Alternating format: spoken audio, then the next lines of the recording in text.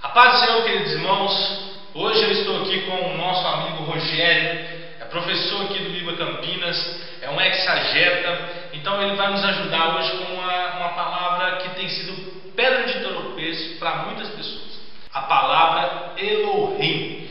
Irmão Rogério, deixa uma saudação para nós. Paz do Senhor Jesus, para todos os nossos irmãos ouvintes, é um prazer estar aqui, convite do nosso irmão Jorge. Dentro do nosso breve conhecimento de hebraico, vamos tentar desvendar alguma coisa sobre a palavra Elohim. Isso aí. A primeira pergunta é: aonde que surgiu essa palavra?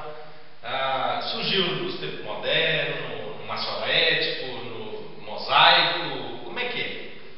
Essa palavra Elohim, ela é de origem totalmente hebraica e ela faz parte do hebraico mais antigo, que seria o hebraico acadiano, aquele vindo da Mesopotâmia, na era pré-abrâmica, significa antes de Abraão. Então seria parte do hebraico mais antigo, chamado também do hebraico corrompido devido vir de uma distância da Mesopotâmia, então teve algumas influências pagãs nesse texto, diferente um pouco do texto maçorético, que foi realmente um texto criado pelos judeus e apurado para poder ser usado na linhagem bíblica. Outra pergunta também bastante interessante, e eu vejo que as pessoas entram em grandes discussões sobre isso.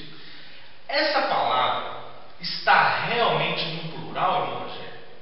E se sim, por que nós traduzimos ela para Deus e não deuses? Muito pertinente a pergunta do nosso irmão Jorge, e acredito que seria uma das grandes confusões de mentes brilhantes que eu admiro como teólogos trinitários, mas que caem num devido erro ao interpretar e traduzir esta palavra. Realmente ela se encontra no plural, devido a duas letras, vamos explicar aqui. A primeira letra seria a letra Yod. Yod. Seria esta letra. Vamos colocar ela um pouco maior aqui. Essa letra. E juntamente com a última letra, que seria a letra Men. A letra Men. Então, junto essas duas palavras, Yod e Men, levam um substantivo hebraico para o plural. Certo. Então, por isso que essa palavra está no plural. Então, realmente a palavra é no plural. Agora explique pra gente por que eu não posso traduzir para deuses. Porque essa palavra é uma palavra hebraica, vindo de um texto judaico, então devemos interpretá-la e traduzi-la comumente judaica. Os maiores erros dos teólogos trinitários caem porque eles querem traduzir a palavra e interpretá-la com uma mente cristã trinitária. Certo. Mas como o texto é hebraico, então nós temos que traduzi-la e interpretá-la com uma mente judaica. Vamos ver o que os judeus pensam a respeito dessa palavra, encontrada nos seus textos e escrita por eles. Então, em relação a Deus, essa palavra Elohim, ela se encontra no plural, indicando a pluralidade de atributos de Deus e não de pessoa. Dentro de uma mente judaica, Deus não é pessoa. Então quebra qualquer perspectiva de falar primeira, segunda ou terceira pessoa de uma trindade, porque na mente judaica não existe Deus pessoa, existe Deus ser, soberano e absoluto. Então dentro disso, essa palavra Elohim está no plural, mas em relação a Deus, leva a pluralidade de atributos de Deus e não de pessoas. Certo. E aonde que ela é usada para deuses pagãos? Qual o sentido dessa utilização para deuses pagãos? Realmente, quando nós traduzimos essa palavra em deuses pagãos, na nossa Bíblia, no Antigo Testamento, é traduzida como deuses. Então aí indica assim a pluralidade devido à crença religiosa dos povos antigos. Então Israel é tido como a primeira religião monoteísta e as demais religiões eram politeístas. Então, devido às outras religiões serem politeísta é aquele que acredita em mais de um Deus, monoteísta é aquele que acredita em um único Deus. Israel era uma religião monoteísta, usava essa palavra em relação a atributos de Deus e não a pessoas. Em relação a deuses pagãos, ela indica realmente a uma pluralidade de deuses devido a panteões pagãos que existiam na antiguidade. Que eles tinham corpos também. devido a imagens de escultura, porque todos eles eram feitos imagens de escultura por esses deuses. Se existia um Deus e não fizesse uma imagem de escultura para ele, ele era considerado um Deus fraco ou inexistente. Então eles tinham corpos, poderia ser tido como pessoas, como homens foram tidos como deuses. Um exemplo desse é Faraó. Então ele poderia ser chamado também, dentro do contexto dessa palavra, juntamente com todo o panteão egípcio. Tanto Faraó como os deuses pagãos, junto no mesmo panteão, seria a palavra Elohim para o panteão egípcio, numa pluralidade sim de pessoas, ou de corpos, seja imagem de escultura ou pessoas. Beleza, muito bom. Irmão Rogério, tem também a palavra El. Qual que seria a melhor forma de referenciar o Deus Israel, já que El está no singular? Seria então o Elohim, que pode ter essas duplas interpretações, ou seria o El que já é singular? As duas, porque uma traz um sentido e a outra traz um outro sentido. A palavra Elohim, que seria esta palavra aqui, ela está no substantivo. O substantivo seria a palavra que rege a frase. Então é o agente da frase. Certo. Então seria um substantivo. E por isso que essa palavra aqui em relação a Deus, ela é um substantivo. A diferença de El é que El é um adjetivo. Aqui, essa palavra aqui, transliterada para El. Então ela é um adjetivo. Adjetivo é qualidades. Certo. Então seria assim, substantivo para Elohim: criou Deus o homem. Justamente.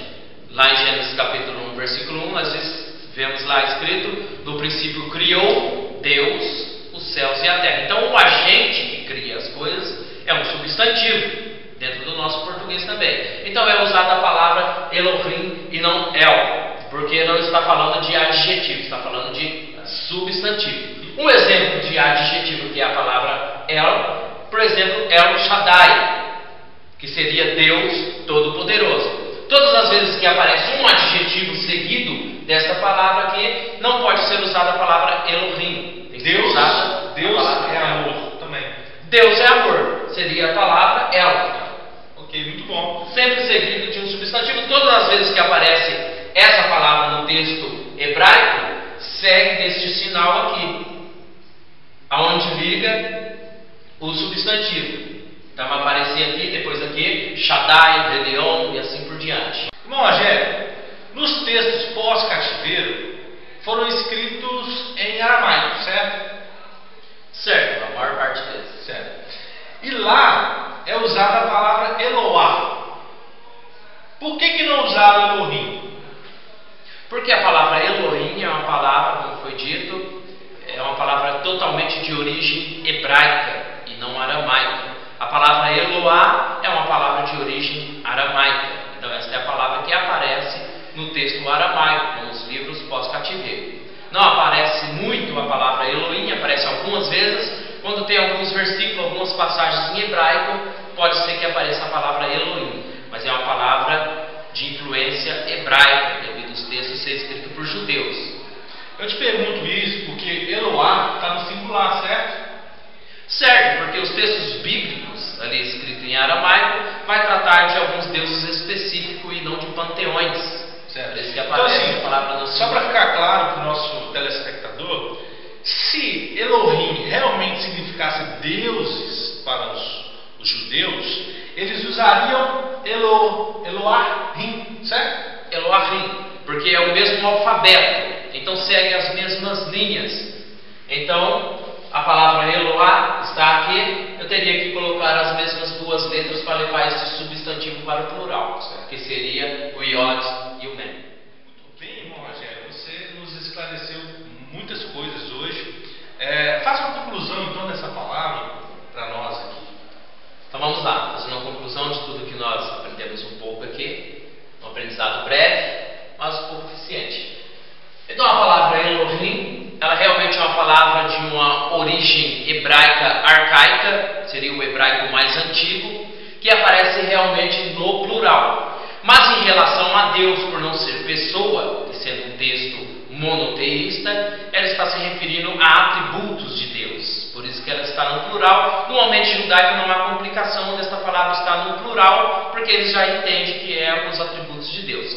Em relação a deuses pagãos, sim, uma pluralidade de deuses, devido ser pessoas, às vezes homem, ou às vezes imagem de escultura criada. Então, por se apresentar de uma forma corpórea a homens, ela aparece no plural. E devido também aos povos antigos serem a maior parte deles politeísta e não monoteísta. Amém. Muito bom, muito bom. Muito obrigado, Rogério. Deus te abençoe. E você, se tiver alguma dúvida sobre isso, posta aí pra gente, que nós temos o maior prazer em te ajudar. Fique com a paz do Senhor Jesus. Shalom Adonai. Para deixar para vocês também, se vocês quiserem alguma referência, alguma pergunta, a gente tem o nosso Facebook, Rogério da Silva, é o meu Facebook. Se quiser fazer alguma pergunta, tem o meu e-mail também, que é r.silvateologia@bol.com.br. Se surgir alguma dúvida, se fizer algum questionamento, alguma coisa que não foi falado aqui, pode estar enviando uma mensagem e a gente tenta esclarecer da melhor forma possível. Muito bom. Muito bom. Deus abençoe.